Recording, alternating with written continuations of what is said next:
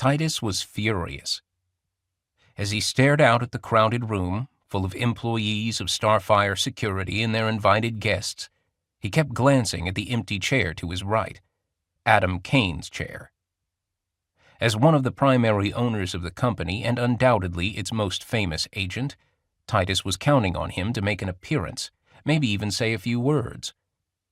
The Jurian knew of Adam's recent emotional upheavals, but he never imagined he'd ditch the company luncheon.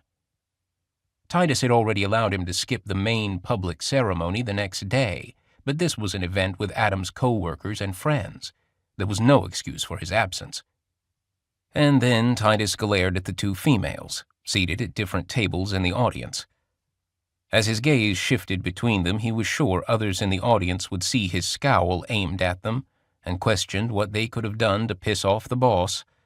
But Tidus didn't care. He already felt guilty enough about inadvertently helping expose Adam's identity to the galaxy, and the females weren't helping the situation, especially Galena. Tidus respected the mogul's accomplishments, but he trusted her about as far as he could throw her. She was cutthroat and unapologetic, and even during the brief interlude he'd noticed in Adam's office, he could tell Galena was attempting to provoke Arieel. The Formilian was an innocent in all of this. From her reaction in the office, it was evident she knew nothing of Adam and Galena's relationship. For that, Tidus blamed Adam. He should have been honest with her. And now Galena was here and up to her old tricks, looking for an advantage in every negotiation, even if she had to manufacture one. Tidus knew Galena had feelings for the human, but even so, he didn't know how much those feelings were real and how much were out of boredom. When you could have anything in the galaxy you desired, possessions often became nothing more than playthings than items of real value. Tidus didn't want to see Arieel hurt, especially if it was just a game Galena was playing.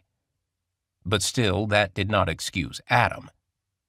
Tidus was under a lot of pressure, and he could use Adam's help. The grand opening was a big deal, and at the moment Tidus felt as if he was the only person on the planet who felt that way. And Arieel and Galena weren't helping the situation. They weren't here to celebrate with Tidus and his gleaming new corporate headquarters. They were here for Adam Cain, and that made him even angrier.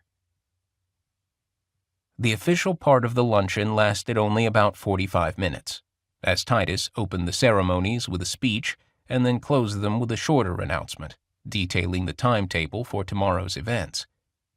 Then the food was served and Tidus was able to mingle with those in attendance, including Arieel and Galena. He went to Ariel's table first. The Jurian had known the speaker for well over 20 years. They were friends, which was still a strange concept for the Jurian, to have alien friends.